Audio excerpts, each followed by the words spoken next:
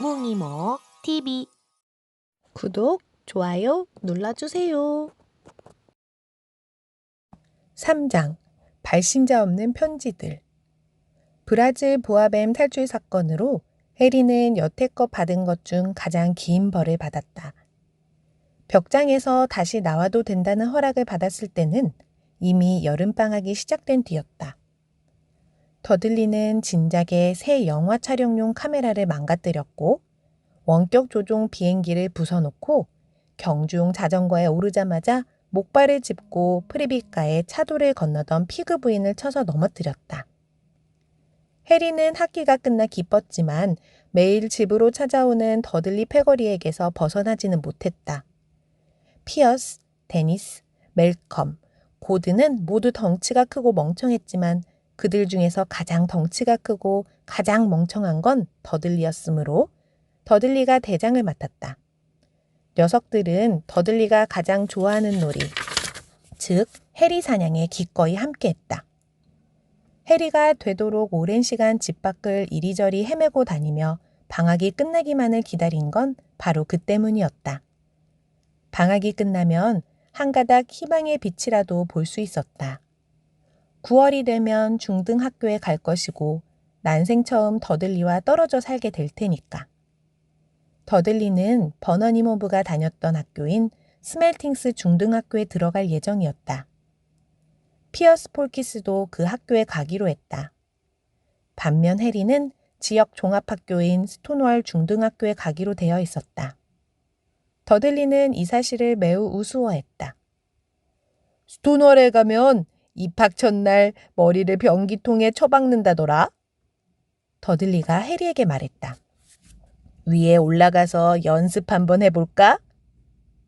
고맙지만 사양할게. 해리가 말했다. 변기가 무슨 죄야? 여태까지 네 머리처럼 끔찍한 걸 넣어본 적은 한 번도 없잖아? 변기가 토라도 하면 어쩔래? 그런 다음 해리는 더들리가 그의 말을 이해하기 전에 재빨리 도망쳤다. 7월의 어느 날 피튜니아 이모는 스멜팅스 교복을 사주겠다며 더들리를 런던으로 데려갔다. 해리는 피그 부인 집에 남겨졌다. 피그 부인은 전처럼 끔찍하지는 않았다. 알고 보니 그녀가 다리를 다친 건 키우던 고양이 중 한 마리에 걸려 넘어졌기 때문이었는데 그래서인지 예전만큼은 고양이를 좋아하지 않는 것 같았다. 피그 부인은 해리가 텔레비전을 보도록 해주었고 몇 년 동안 묵혀놓은 것 같은 맛이 나긴 했지만 초콜릿 케이크도 조금 내주었다. 그날 저녁 더들리는 새 교복을 입고 가족 앞에서 뽐내며 거실을 행진했다. 스멜팅스에 다니는 남학생들은 고동색 연미복에 오렌지색 니커보커스, 무릎 아래에서 조이는 헐렁한 반바지를 입고 보터라고 불리는 납작한 밀짚 모자를 썼다. 또 그들은 울퉁불퉁한 막대기를 들고 다녔는데 교사들이 안 볼 때 서로를 때리는 물건이었다.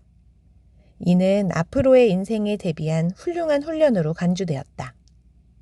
새 니커보커스를 입은 더들리를 보며 버넌 이모부는 걸걸한 목소리로 지금이야말로 자기 인생에서 가장 자랑스러운 순간이라고 말했다. 피튜니아 이모는 울음을 터뜨리면서 너무 잘생기고 어른스럽다며 지금 눈앞에 있는 사람이 우리 귀염둥이 더들더들이라는 걸 믿을 수 없다고 했다. 해리는 자기 입에서 무슨 말이 튀어나올지 알 수 있었다. 웃지 않으려고 해도 힘을 주는 바람에 이미 갈비뼈가 2개쯤 나간 것 같았다. 다음 날 아침 해리가 아침을 먹으러 갔을 때 부엌에서 끔찍한 냄새가 났다. 싱크대에 있는 커다란 금속 물통에서 풍기는 냄새인 듯했다. 가까이 다가가서 들여다보니 물통 안은 회색 물속에서 헤엄치는 더러운 걸레 같은 것으로 가득 차 있었다. 이게 뭐예요? 해리가 피튜니아 이모에게 물었다. 해리가 감히 질문을 던질 때면 언제나 그랬듯 피튜니아 이모의 입술이 꽉 다물어졌다.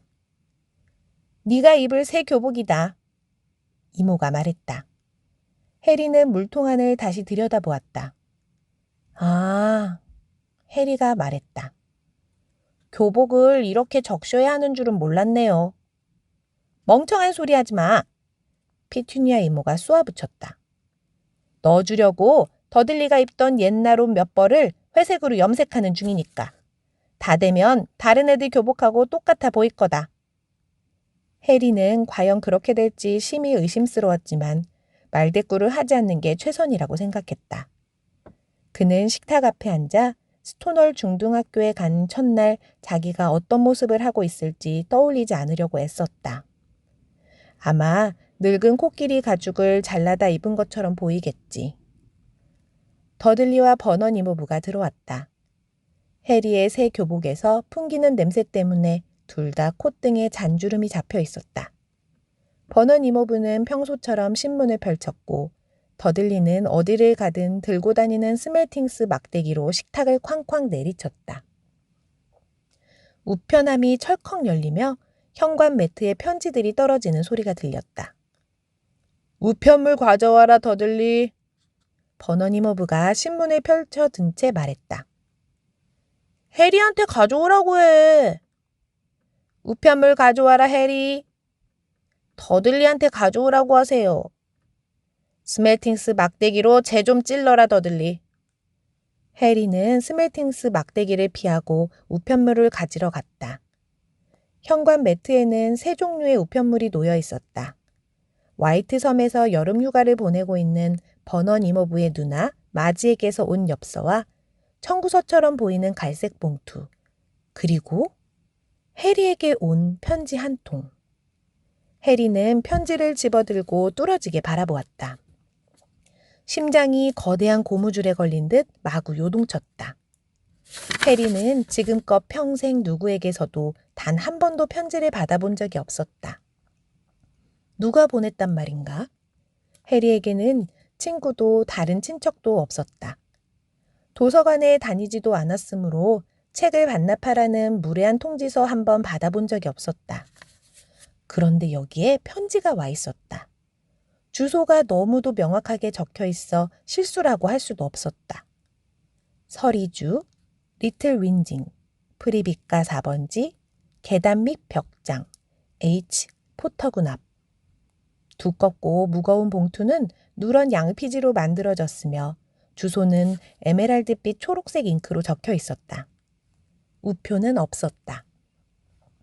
떨리는 손으로 봉투를 뒤집자 어떤 문장이 찍혀 있는 보라색 밀랍 봉인이 보였다. 사자와 독수리, 오소리와 뱀이 커다란 H자를 휘감고 있는 문장이었다. 빨리 가져와라 녀석아. 버넌 이모부가 부엌에서 소리쳤다. 뭐 하는 거야? 누가 편지에 폭탄이라도 넣어놨을까 봐? 이모부는 자기가 한 농담에 낄낄거렸다. 해리는 여전히 자기한테 온 편지를 뚫어지게 바라보며 부엌으로 돌아갔다. 그는 버넌 이모부에게 청구서와 엽서를 건네주고 자리에 앉아 천천히 노란색 봉투를 뜯기 시작했다. 버넌 이모부가 청구서를 뜯어보고 진저리가 난다는 듯 콧방귀를 끼더니 엽서를 뒤집었다. 마지가 아프다는군. 이모부가 피투니아 이모에게 알려주었다. 상한 소라를 먹었다는데? 아빠! 더들리가 갑자기 말했다. 아빠! 해리가 뭘 갖고 있어! 해리가 봉투의 재질과 똑같은 두꺼운 양피지에 쓰인 편지를 펼치려는 순간 버넌 이모부가 편지를 획 낚아챘다. 제 거예요! 편지를 다시 빼내려고 애쓰며 해리가 버럭 소리쳤다. 누가 너한테 편지를 쓰겠냐? 버넌 이모부가 비웃었다. 그의 한 손으로 편지를 흔들어 펼치고 힐끗 보았다. 그의 낯빛이 신호등보다 빠르게 빨간색에서 녹색으로 변했다. 거기서 끝이 아니었다. 곧 그의 얼굴은 오래된 포리지처럼 잿빛에 가까운 하얀색으로 질려버렸다. 피투니아! 그가 숨을 헐떡였다. 더들리가 자기도 읽겠다며 편지를 잡아채려 했지만 버넌 이모부는 더들리의 손이 닿지 않는 곳으로 편지를 높이 들어 올렸다. 피투니아 이모가 호기심 어린 표정으로 편지의 첫 줄을 읽었다. 잠깐 동안 그녀는 꼭 졸도할 것처럼 보였다. 그녀가 자기 목을 움켜잡고 목이 졸리는 듯한 소리를 냈다. 버넌! 이럴 수가 버넌! 더들리 부부는 서로를 바라보았다. 해리와 더들리가 아직 거기에 있다는 건 아예 잊어버린 듯했다. 더들리는 이런 식으로 무시당하는 데 익숙하지 않았다. 그는 스멜팅스 막대기로 아버지의 머리를 매섭게 내리쳤다. 나도 그 편지 읽고 싶어! 더들리가 큰 소리로 말했다. 저야말로 읽고 싶은데요. 해리가 격하게 화를 내며 말했다. 제 거니까요.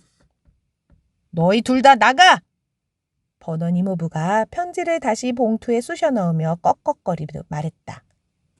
해리는 움직이지 않았다. 제 편지 주세요. 해리가 소리쳤다. 나도 보여줘. 더들리가 졸랐다. 나가! 버넌 이모부가 호통을 치더니 해리와 더들리의 목덜미를 잡고 복도에 내동댕이 치고 부엌문을 쾅 닫아버렸다. 해리와 더들리는 곧바로 열쇠 구멍에 귀를 대고 엿듣기 위해 격렬하지만 소리 없는 싸움을 벌였다. 더들리가 이겼고 해리는 바닥과 문 틈새로 소리를 들으려고 안경이 한쪽 귀에 걸려 달랑거리는 채 배를 깔고 바짝 엎드렸다. 버넌! 피튜니아 이모가 떨리는 목소리로 말하고 있었다. 주소 좀 봐요. 제가 어디서 자는지 대체 어떻게 알았을까? 우리 집을 감시하고 있는 건 아니겠죠? 감시하고, 염탐하고, 미행하고 있을지도 몰라. 버넌 이모부가 사납게 중얼거렸다. 그럼 어떻게 해야 돼요, 버넌? 답장을 보내야 할까요? 우리 그럴 마음 없다고. 버넌 이모부의 번쩍이는 검은 구두가 부엌을 이리저리 서성이는 모습이 해리의 눈에 들어왔다. 아니야. 마침내 버넌 이모부가 말했다. 그래, 그냥 무시하는 거야. 답장이 없으면 그래, 그게 최선이야. 아무것도 안 하면 돼. 그래도 우리 집에서는 절대 안 돼, 피튜니아. 처음 키우기로 했을 때 그런 위험하고 말도 안 되는 생각은 뿌리째 뽑기로 약속하지 않았어? 그날 저녁 퇴근하고 돌아온 버넌 이모부는 예전에는 결코 하지 않았던 행동을 했다. 해리의 벽장에 찾아온 것이었다. 제 편지 어디 있어요? 버넌 이모부가 비좁은 문으로 몸을 구겨 넣자마자 해리가 물었다. 누가 보낸 건데요? 보내긴 누가 보내? 실수로 너한테 배달됐던 거야. 버넌 이모부가 퉁명스럽게 말했다.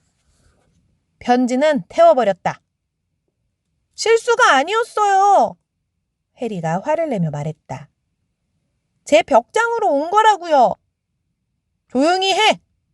버넌 이모부가 고함을 치자 천장에서 거미 2마리가 떨어졌다. 그는 심호흡을 한 다음 얼굴에 힘을 주고 상당히 고통스러워 보이는 억지 미소를 지었다. 그래, 해리. 이 벽장 말인데 네 이모랑 내가 생각을 좀 해봤다. 사실 너도 벽장에서 지내기엔 많이 컸잖냐. 더들리의 2번째 침실로 옮기면 좋지 않을까 싶은데. 왜요? 해리가 물었다. 질문은 하지 마. 이모부가 쏘아붙였다. 짐 싸서 2층으로 가, 당장! 더즐린의 집에는 침실이 4개 있었다. 하나는 버넌 이모부와 피튜니아 이모의 침실이었고, 하나는 손님들이 썼으며, 하나는 더들리가 자는 곳이고, 나머지 하나는 더들리가 장난감이며 첫 번째 침실에 들여놓지 못한 물건들을 전부 넣어둔 방이었다. 해리의 짐은 벽장에서 그 방까지 단 한 번 오르내릴 정도밖에 되지 않았다. 그는 침대에 앉아 주위를 둘러보았다. 이 방에 있는 물건은 거의 다 부서진 것이었다. 1달밖에 안 된 영화 촬영용 카메라는 언젠가 더들리가 조종하다가 옆집 개를 친 움직이는 작은 탱크 위에 놓여 있었다. 구석에는 더들리의 첫 텔레비전이 있었다. 좋아하는 프로그램이 결방됐다고 더들리가 발로 차 구멍을 내버린 물건이었다. 커다란 새장도 있었다. 거기에는 한때 앵무새가 있었지만 더들리는 그 새를 학교에 가져가 진짜 공기총하고 바꿔왔다. 그 공기총은 더들리가 깔고 앉는 바람에 끄트머리가 휘어진 채 선반에 놓여 있었다. 다른 선반들은 책으로 가득했는데 이 방에서 한 번도 건드린 적 없어 보이는 물건이라곤 그 책들 뿐이었다. 아래층에서 더들리가 엄마에게 고함치는 소리가 들려왔다. 제가 저기 있는 거 싫어. 나 저 방 필요해. 나가라고 해. 해리는 한숨을 쉬고 침대 위에서 몸을 쭉 폈다. 어제만 해도 해리는 여기에 올라올 수만 있다면 모든 걸 내줄 수 있었다. 하지만 오늘은 편지 없이 여기에 올라와 있으니 차라리 그 편지를 갖고 벽장으로 돌아가고 싶었다. 다음 날 아침 식사 시간에는 모두가 아주 조용했다. 더들리는 충격을 받았다.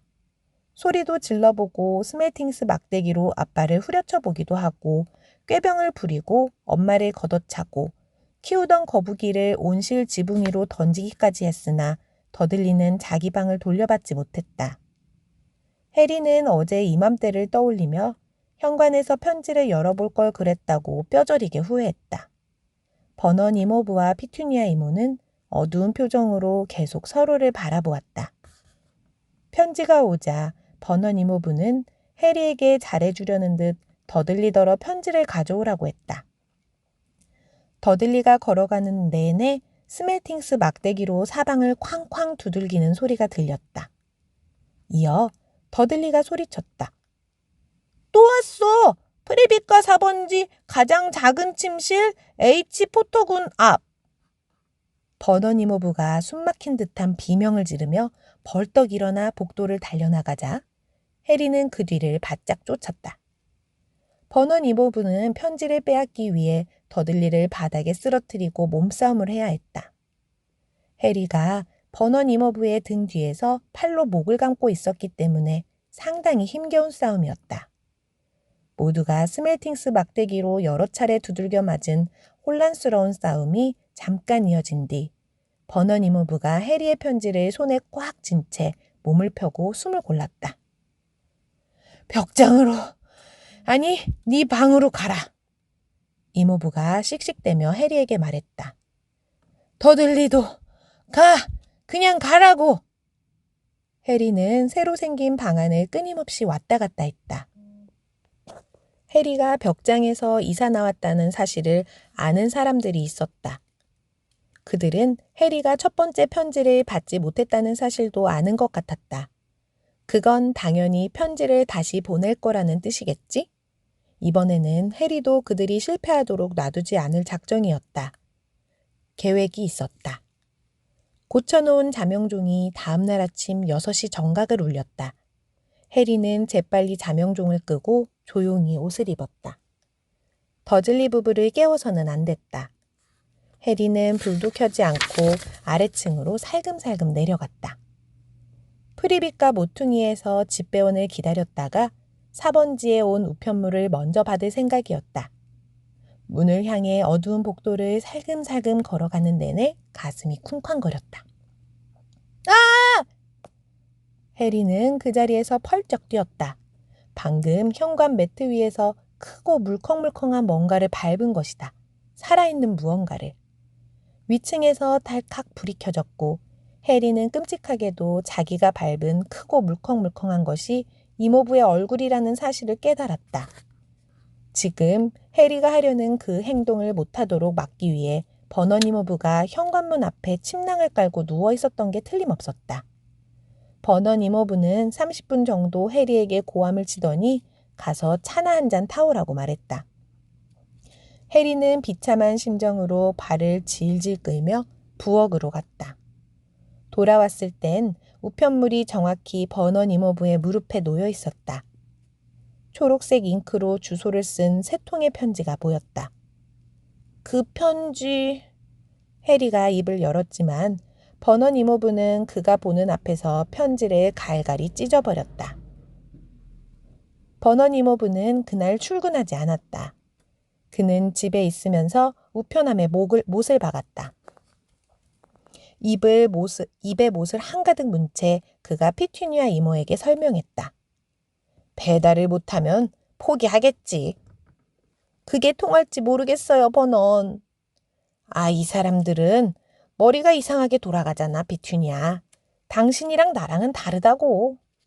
버넌 이모부는 방금 피투니아 이모가 가져다 준 과일 케이크 조각으로 못을 박으려고 하면서 그렇게 말했다. 금요일에는 해리 앞으로 12통이나 되는 편지가 배달되었다.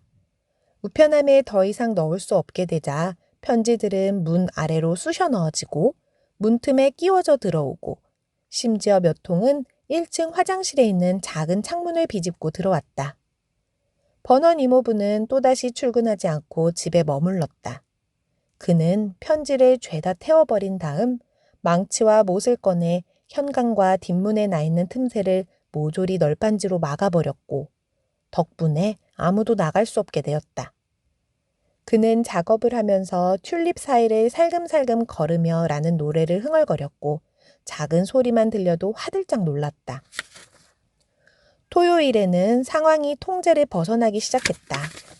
해리에게 온 24통의 편지는 어떻게든 집 안으로 들어오려는 길을 찾아냈다.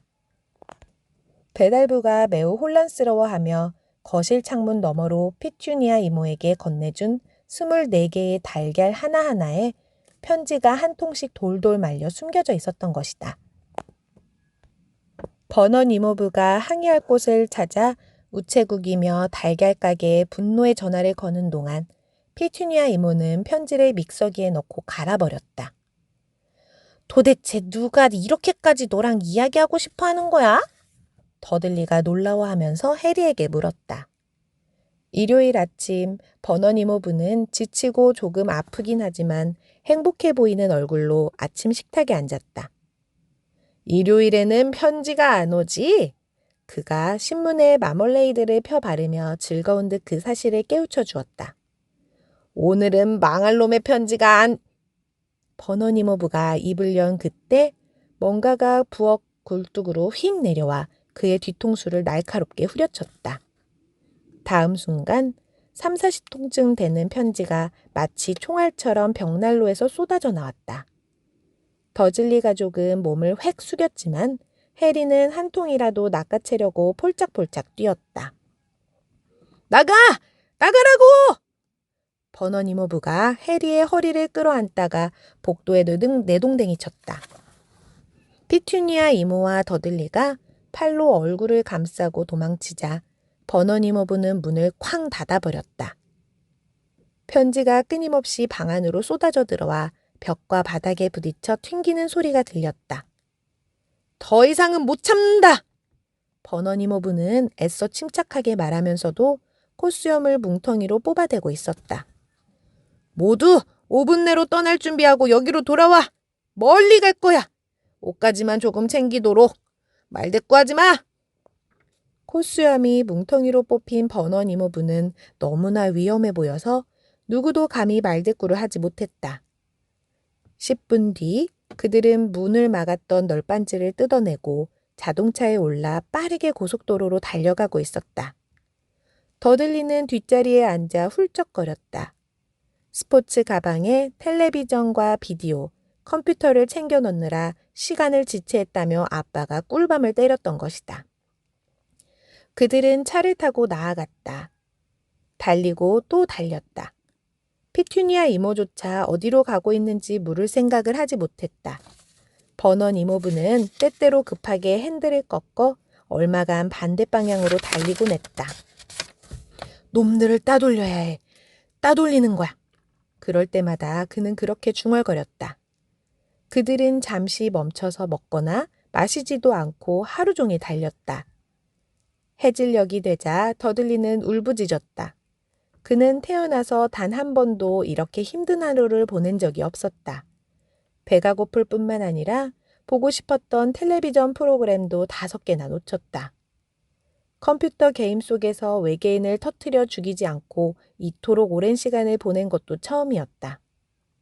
버넌 이모부는 큰 도시 외곽에 있는 우중충해 보이는 호텔 앞에서 마침내 차를 세웠다.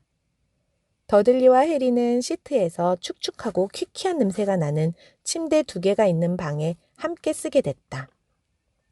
더들리는 코를 골았지만 해리는 잠들지 않고 창턱에 앉아 지나가는 자동차 불빛을 내려다보며 이게 다 무슨 일일까 생각했다. 다음 날 그들은 오래된 콘플레이크와 차갑게 식은 통조림 토마토를 바른 토스트로 아침 식사를 했다. 막 식사를 마치려던 참에 호텔 주인이 그들의 자리로 왔다.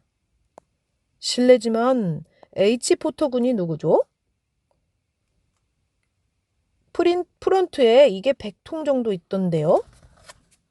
그는 초록색 잉크로 쓴 주소를 모두가 읽을 수 있도록 편지를 들어올렸다. 코크워스 레일뷰 호텔 17호실 H포터군 앞. 해리가 편지를 잡으려 했지만 버너니모부가 중간에 그의 손을 쳐냈다. 호텔 주인이 놀란 듯 그를 뚫어지게 바라보았다. 제가 받아두죠. 버너니모부가 재빨리 자리에서 일어나더니 호텔 주인을 따라 식당을 나서며 말했다. 그냥 집에 가는 게 낫지 않을까, 여보? 몇 시간 뒤 피투니아 이모가 소심하게 제안했지만 버너니모부에게는 그 말이 들리지 않는 것 같았다. 그가 정확히 뭘 찾고 있는지는 아무도 몰랐다. 그는 모두를 태우고 숲 한가운데로 들어가더니 차에서 내려 주위를 둘러보고 고개를 저은 다음 다시 차로 돌아와 길을 떠났다. 쟁기로 갈아놓은 밭 한가운데서도 현수교 반쯤 건넜을 때도 고층 주차 빌딩 꼭대기에서도 같은 일이 반복되었다. 아빠 미쳤나 봐. 그치? 그날 오후 늦게 더들리가 멍청이처럼 피투니아 이모에게 물었다. 버넌 이모부는 해변에 차를 세우고 모두가 타고 있는 자동차 문을 잠그더니 사라졌다. 비가 내리기 시작했다. 커다란 빗방울이 자동차 지붕을 두드렸다. 더들리가 칭얼댔다. 월요일이잖아. 더들리가 엄마에게 말했다. 오늘 밤에 위대한 움베르토 한단 말이야. 텔레비전 있는 데로 가고 싶어. 월요일? 그 말을 듣자 해리도 무언가를 떠올렸다. 오늘이 정말로 월요일일까? 하긴 텔레비전 덕분에 요일에 관한 더들리의 말은 대체로 믿을만했다. 그렇다면 내일. 그러니까 화요일은 해리의 11번째 생일이었다. 물론 그의 생일이 딱히 재미있었던 적은 한 번도 없었다. 작년에는 더즐리 부부가 옷걸이와 버너니모부가 신던 양말 한 켤레를 선물로 주었다. 그렇긴 해도 매일매일 11살이 되는 건 아니니까. 버너니모부가 돌아왔다. 그는 웃고 있었다. 길쭉하고 가느다란 꾸러미도 들고 있었는데 피투니아 이모가 뭘 산 거냐고 물어도 대답하지 않았다. 완벽한 장소를 찾았어. 그가 말했다. 가자! 전부 내려! 자동차 바깥은 매우 추웠다. 버넌 이모부가 바다 저 멀리 떠있는 커다란 바위 같은 것을 가리켰다. 그 바위 꼭대기에는 상상을 초월한 만큼 처참한 모습의 조그만 오두막이 있었다. 한 가지는 분명했다. 거기에는 텔레비전이 없으리라는 것. 일기예보에서 오늘 밤에 폭풍이 온다더군. 버넌 이모부가 신이 나서 손뼉을 치며 말했다. 그리고 여기 있는 신사분께서 친절하게도 우리한테 배를 빌려주기로 했어. 치아가 다 빠진 노인이 느릿느릿 걸어오더니 제법 사악한 웃음을 지으며 아래를 가리켰다. 낡은 배 한 척이 발 아래 칠흑색 바다 위에 떠서 까닥거리고 있었다. 식량도 구해놨어. 버넌 이모부가 말했다. 그러니까 전원 승선! 배에 오르자 몸이 얼어붙는 것만 같았다. 얼음장같이 차가운 물방울과 빗방울이 목을 따라 흘러내렸고 싸늘한 바람이 얼굴을 채찍처럼 후려갈겼다. 좋기 몇 시간은 걸린 듯한 항해 끝에 바위에 도착하자 버넌 이모부는 발을 헛디기도 하고 쭉 미끄러지기도 하면서 다 부서진 집 쪽으로 길을 안내했다. 집 안은 끔찍했다. 해초 냄새가 심하게 났고 나무벽 틈새로 바람이 불어들어와 휘파람 소리를 냈으며 텅 빈 벽난로는 축축했다. 방은 2개뿐이었다. 버넌 이모부가 구해놨다는 식량이란 각자 한 봉지씩 주어진 감자칩과 바나나 4개였다. 그가 불을 피우려고 했지만 빈 감자칩 봉지는 연기를 내다가 쭈그러들 뿐이었다. 이제 저놈의 편지를 써먹을 수 있겠군. 안 그러나? 버너니모부가 신난다는 듯 말했다. 그는 정말 기분이 좋은 듯했다. 편지를 배달하려고 폭풍우를 뚫고 여기까지 올 사람은 아무도 없다고 생각하는 게 분명했다. 해리도 속으로 그렇게 생각했지만 버너니모부와 달리 그의 기분은 조금도 좋아지지 않았다. 밤이 되자 예보된 대로 사방에서 폭풍이 들이닥쳤다. 높은 파도가 끼얹은 물벼락이 오두막 벽을 철썩철썩 때렸고 성난 바람은 더러운 창문을 흔들어댔다. 피투니아 이모가 작은 방에서 곰팡이 핀 담요를 몇 장 찾아다가 좀이 쓴 소파에 더들리의 침대를 만들어 주었다. 그녀와 버넌 이모부는 옆방에 있는 울퉁불퉁한 침대로 향했다. 남겨진 해리는 그나마 덜 딱딱한 바닥을 찾아 가장 얇고 가장 해진 담요 아래 웅크렸다. 밤이 깊을수록 폭풍은 점점 더 거세고 맹렬하게 불어닥쳤다. 해리는 잠이 오지 않았다.